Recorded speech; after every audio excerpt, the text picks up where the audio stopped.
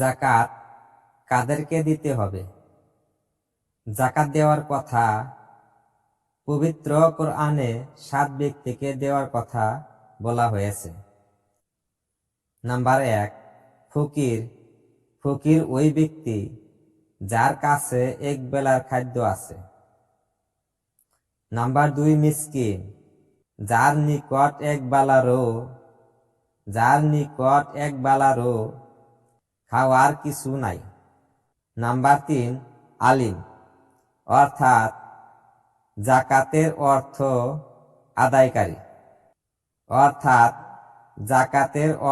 আদায়কারী।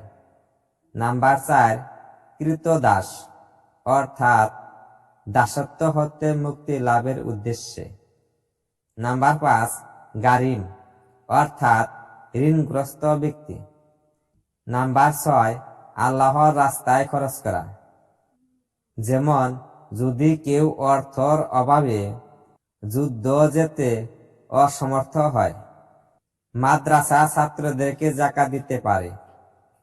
ইহা ছাড়াও প্রতিটি নেক কাজের জন্য যাকাত খরচ করার অর্থ হল আল্লাহর রাস্তায় খরচ করা।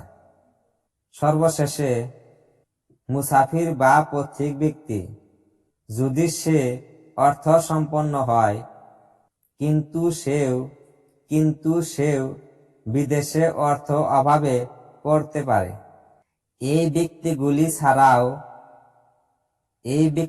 ছাড়াও আপনি দারিদ্র ভাই বোনের ছেলে মেয়ে, দারিদ্র চাচা